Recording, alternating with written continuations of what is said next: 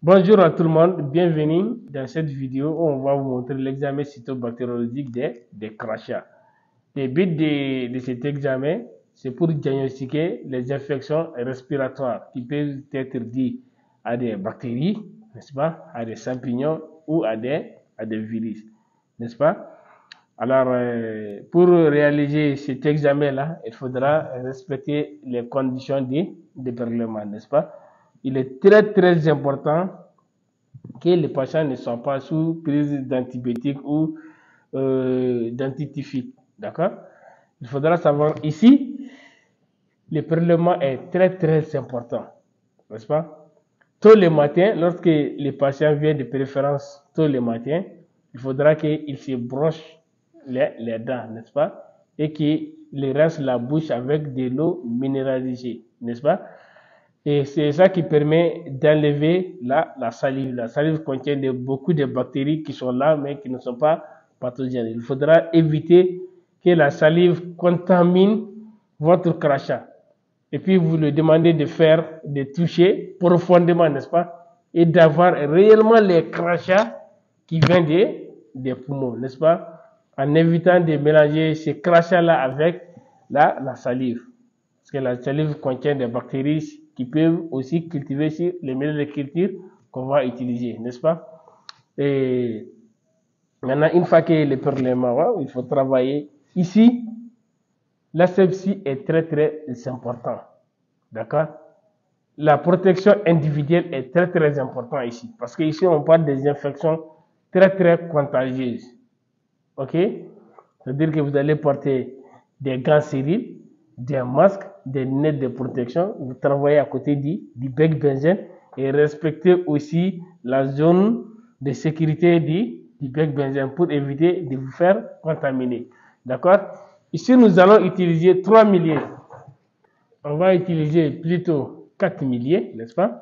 On va utiliser une zélose pour les entérobactéries, ça peut être macronquée, ce qui est beaucoup important. On va utiliser la zélose saburo au chloramphénicol pour isoler les lévures, n'est-ce pas? On va utiliser la zélose au sang, n'est-ce pas?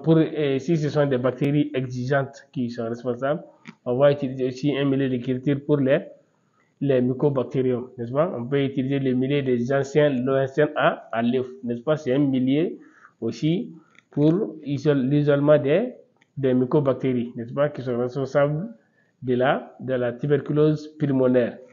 Alors ici, le crachat est déjà là. Ce qui est très important, c'est de travailler sans vous faire contaminer. Vous voyez, tout ce que je veux faire ça dans la zone de sécurité du bec benzène, n'est-ce pas? Voici l'anse qui est là. L'examen macroscopique du crachat est très important. C'est à noter aussi. J'ai l'eau de décontamination qui est là, d'accord? J'ai les crachats, voici l'anse. Je ne vais pas faire la croissance des grammes et la croissance des îles ou oramines d'abord. Je vais commencer d'abord par ensemencer les milieux de culture pour éviter toute contamination. D'accord? Je vais stériliser l'anse par passage au bec benzène, n'est-ce pas? Vous attendez que ça se refroidit. N'est-ce pas? Toujours à côté du bec benzène. Regardez comment j'ouvre les crachats. Vous voyez? Vous voyez? Il n'y a pas de salive. Vous voyez maintenant? J'ai pris une quantité, je prends la zélose.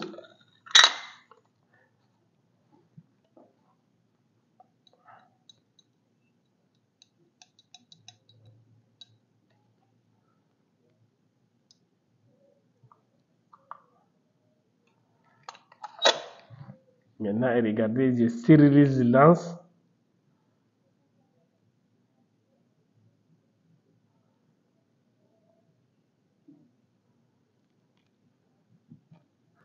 Et puis, je le mets dans l'eau de contamination pendant un temps. N'est-ce pas? Après, je les reprends. Je les restérilise encore. Vous voyez?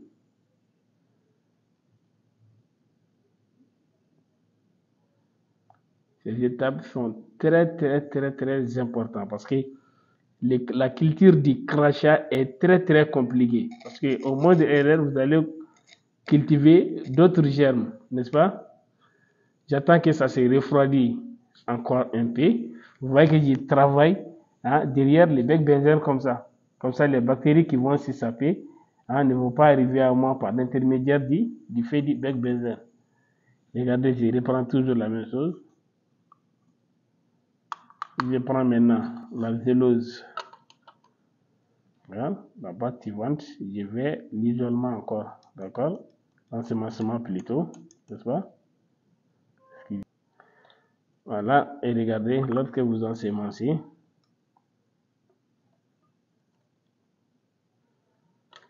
vous allez encore stériliser l'anse, n'est-ce pas? Éliminer complètement les bactéries qui sont sur l'anse. Et vous allez plonger dans l'eau de décontamination pendant quelques minutes. On les reprend dans l'eau de décontamination, on va les stériliser encore, n'est-ce pas? Par passage au bec benzène, on va attendre que ça se refroidisse, n'est-ce pas? Et puis, on va prendre, regardez, et puis on va ensemencer la zélose saboro maintenant.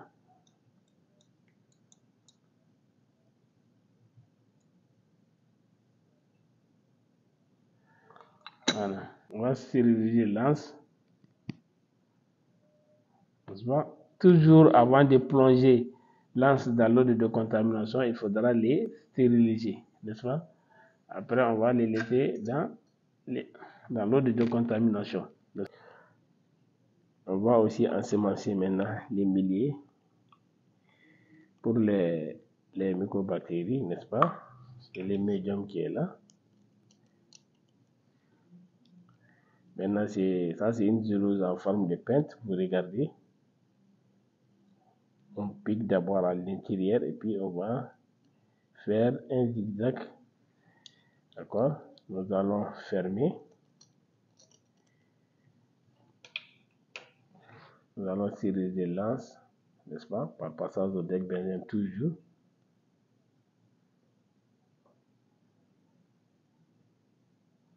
Et on va plonger dans l'eau de décontamination. C'est maintenant qu'on va passer maintenant à la coloration des grammes et une coloration soit en loramine, soit une coloration des îles Nelson. Ça, c'est pour voir s'il y a les barres, n'est-ce pas? La coloration des grammes, ça, c'est pour les bactéries. D'accord? Vous voyez ce que j'ai fait avant de faire d'abord l'étalement. C'est deux lames. L'identification est primordiale, n'est-ce pas? Je vais prendre l'anse dans l'eau de décontamination et le stériliser.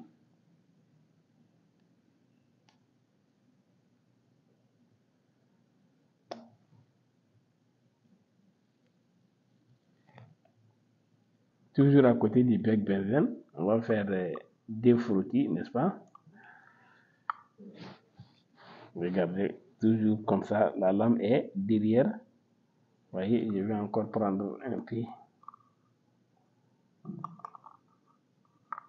Voilà, regardez. Toujours la lame reste derrière le bec benzène. Je regarde bien à travers la flamme, la taille de mon frottis, n'est-ce pas, de l'intérieur vers l'extérieur. J'ai fait 2 cm de long et 1 cm de largeur. Vous voyez, je dépose à côté du bec benzène, n'est-ce pas? Je vais prendre la seconde lame, n'est-ce pas? Je vais prendre encore du crachat. Toujours la même chose, n'est-ce pas?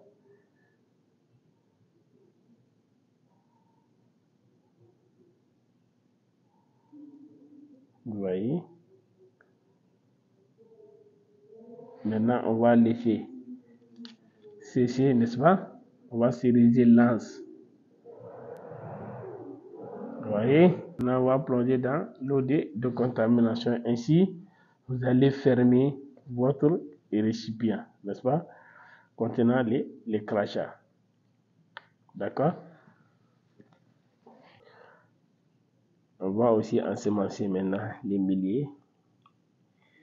pour les mycobactéries, n'est-ce pas? C'est le médium qui est là. Maintenant, ça c'est une zélose en forme de pinte, vous regardez. On pique d'abord à l'intérieur et puis on va faire un zigzag. D'accord? Nous allons fermer. Nous allons tirer des lances, n'est-ce pas? Par passage au deck benzène toujours.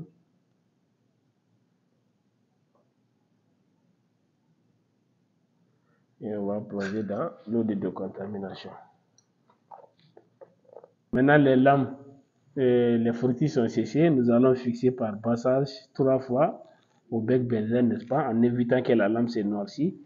Ici aussi, c'est la même chose, n'est-ce pas? On va colorer une lame par la méthode des grammes et l'autre lame par la méthode soit des Ziel-Nielsen, soit à l'oramine. Vous avez vu ces décolorations-là dans mes vidéos précédentes. Alors, on a fait la coloration des grammes et une coloration des Ziel-Nielsen à chaud, n'est-ce pas? On va passer d'abord à observer la coloration des grammes. Ici, nous allons observer les bactéries en même temps des polynucléaires, n'est-ce pas? Prenez toujours soin du microscope avant et après l'utilisation, c'est très important. Regardez, nous allons regarder dans ce champ, il y a beaucoup de polynucléaires, n'est-ce pas? Regardons ensemble, vous avez vu, on va faire un zoom. Regardez comment ces polynucléaires neutrophiles sont très nombreux dans les champs, vous voyez.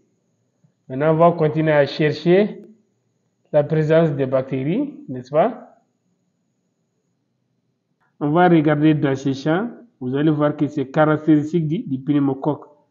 Vous allez voir un diplocoque et puis on a des courgenettes, n'est-ce pas? Nous allons regarder dans les champs ici.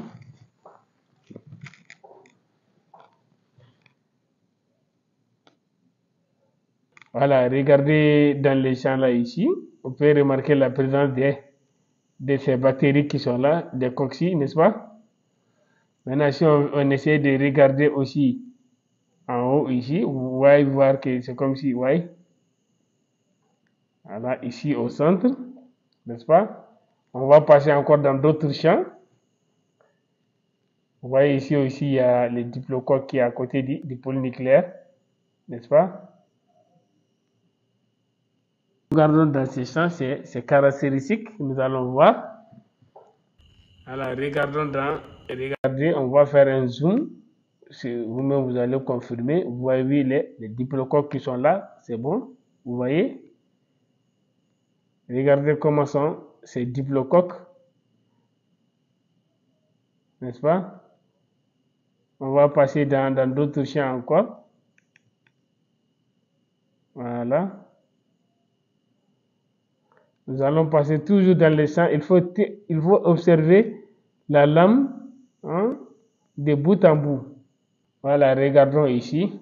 Vous voyez, ces streptobacilles là qui sont là, ça ils font partie du microbiote normal, n'est-ce pas? Ces bacilles là anciennettes. Malgré tout, vous voyez la présence de ces nombreux polynucléaires. Voilà, regardez ici dans les champs, vous-même vous voyez comment sont les diplocoques ici. Vous voyez? Vous regardez très bien. Alors vous avez vu qu'on a bien fait de prendre la zélose au sein, n'est-ce pas? Voilà, voici comment se présentent les diplocoques dans les crachats. N'est-ce pas? On va passer maintenant à faire la lame pour la coloration des Ziel-Nielsen. On va passer maintenant avec la lame colorée aux Ziel-Nielsen. Vous allez voir ici, nous allons avoir les bactéries là sous fond bleu, n'est-ce pas? Parce qu'avec les Ziel-Nielsen à chaud, le dernier colorant c'est le bleu de méthylène qui est utilisé là-bas comme colorant des contrastes. Vous allez voir s'il y a les mycobactéries, n'est-ce pas? C'est celles qui sont capables de garder la couleur de la fichine. C'est pour cela qu'il apparaît rose sous fond bleu, n'est-ce pas? Je vais chercher. Si je ne vois pas, maintenant je vais vous montrer comment se présente ici aussi. Malgré qu'on a fait la coloration des Ziel-Nielsen, on peut voir, je vois ces diplocoques là sont toujours présents ici, n'est-ce pas? Et d'autres bactéries. Alors, regardons dans les champs ici. Vous avez vu la coloration de contraste du blé de méthylène. On fait un zoom. Vous voyez toujours les diplocoques qui sont là, n'est-ce pas? Vous voyez au centre ici, n'est-ce pas? Je vais continuer à fouiller toute la lampe pour voir si je vois des bâchis grammes négatifs. J'ai parcouru toute la lame. Je n'ai pas vu que des poules nucléaires et des bactéries, n'est-ce pas? Ce que je vois encore, c'est encore des diplocoques, n'est-ce pas? Ces diplocoques, comme je les ai vus aussi sur la lame des grammes. Alors maintenant, on va passer à la phase d'incubation. On va incuber nos milliers de cultures, n'est-ce pas? Alors nous allons déposer la zélose au sang. On va l'incuber sous COD, n'est-ce pas? Les autres, on va les incuber sans COD, n'est-ce pas? Alors, vous avez vu qu'on a fait l'examen macroscopique de l'expectoration qui est là, ce qui est très, très important. En général, quand c'est clair ou bien c'est un peu grisâtre, vous allez voir qu'on ne parle pas d'infection ou elle peut être comme ça au début de l'infection, n'est-ce pas? Maintenant, quand c'est jaune verdâtre, d'accord, ou vert jaunâtre, vous allez voir qu'il est foncé. On parle là-bas de la pneumonie, n'est-ce pas? Lorsque c'est vert ou zone foncée, on parle de pneumonie ou des fibroses kystiques, n'est-ce pas? Ce n'est pas réellement ça, mais c'est une orientation. Alors, quand c'est brun, quand ça a la couleur du brun, là-bas, il faut savoir, on parle chez les fumeurs. Généralement, les fumeurs ont des crachats qui sont des couleurs de brun, n'est-ce pas?